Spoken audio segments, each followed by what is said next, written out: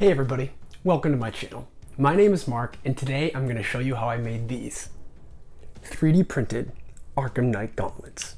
Enjoy. The 3D files for this build were purchased on Etsy from Products of Design. I've used this seller for a lot of different projects and overall I think he has really quality files and I highly recommend his products. I'll have a link in the description below if you're interested in purchasing any of his files. This is what the gauntlet looks like when all the parts are inserted into Mesh Mixer. There are a total of 25 different parts that make up each gauntlet. Each part will be individually printed on the 3D printer. The following tools were used to complete the build: a soldering iron, a heat gun, sandpaper, super glue, various sized craft foam, nippers and scissors, and elastic straps and button clasps. Rust-Oleum's primer, paint, and clear coat were used to achieve the realistic color I was looking for. The brand and colors are just my personal preference. It's important to experiment with colors and combinations in order to find something that you really like. Finally, I used metallic silver acrylic paint and a detailing paintbrush for the fine detailing of the gauntlets. After being printed, each part is sanded with 60 grit sandpaper or smoothed using the soldering iron. After the parts are sanded and smoothed as best as possible, they are primed. After priming, the parts are sanded again with 240 grit sandpaper. This clip is really just an example of how I typically smooth my parts. The majority of the parts here have already been smoothed, primed, and sanded. Now that these last few parts have finally been primed and sanded, at this point all the parts should be ready for assembly. As you can see, some of this gauntlet has already been assembled. The rest of this video will be detailing the process of finishing the rest of this gauntlet and putting all the other pieces together. Let's get started. The super glue is used to tack each part into place before being fused together using the soldering iron. Now, not all parts need to be fused together using a soldering iron. Sometimes the super glue will work just fine for connecting the parts. Some of the parts must be modified a bit for them to fit together correctly. The heat gun and soldering iron are used to mend the plastic to the correct shape.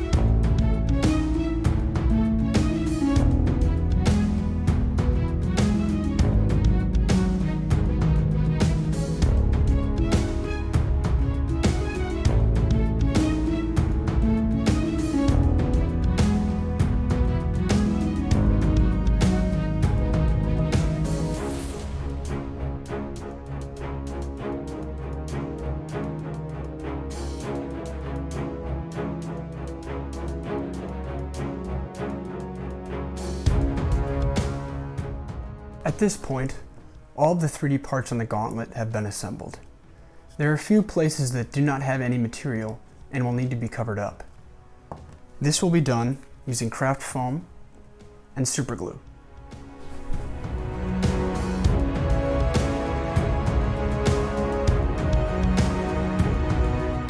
Now that the craft foam is in place and covering up the desired sections, the entire part will be primed, followed by sanding with 400 grit sandpaper.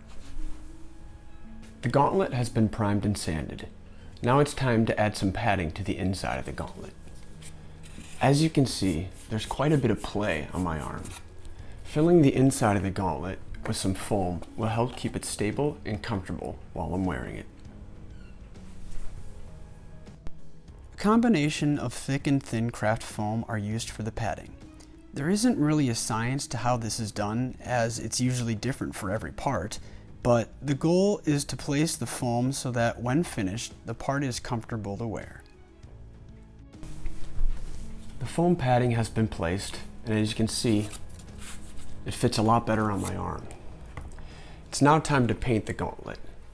I will be using 2 coats of metallic spray paint, followed by 1 coat of clear gloss. The first coat of metallic paint has been applied. The 3 blades on the side of the gauntlet will be covered up as seen here, and the rest of the gauntlet will now be painted metallic black. The metallic black paint and clear coat have been applied to the gauntlet, and as you can see, it's already looking a lot more realistic. All that's really left is adding the straps and doing some fine detailing. Straps are cut to length and button clasps are installed on the straps according to the package instructions. Once the buttons are attached, the straps can be installed on the gauntlet. This may take a little bit of trial and error as everybody's arm sizes are different. Craft foam can also be glued to the back of the straps to ensure a snug fit. After the straps have been installed, the last step is fine detailing. A fine paintbrush is used to sparingly apply the metallic acrylic paint. Now, creating a worn appearance on this part is a personal preference. I want to apply the paint in areas where natural weathering would likely occur if the gauntlet were actually to be worn during a fight. Usually this includes edges and sharp corners or areas where the paint would have chipped or flaked off the gauntlet.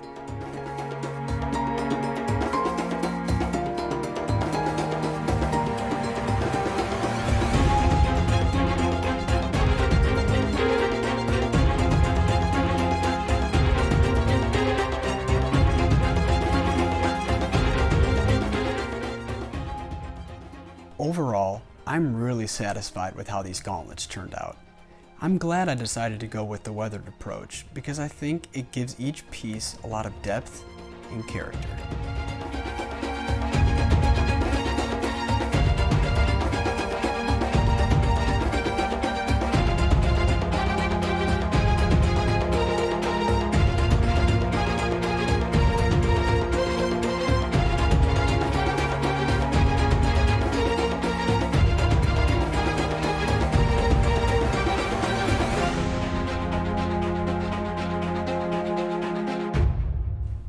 Well, that's it for this build. If you enjoyed this video, please give it a like and consider subscribing to my channel for more content. You can also leave a comment below on how you thought these gauntlets turned out. Till next time.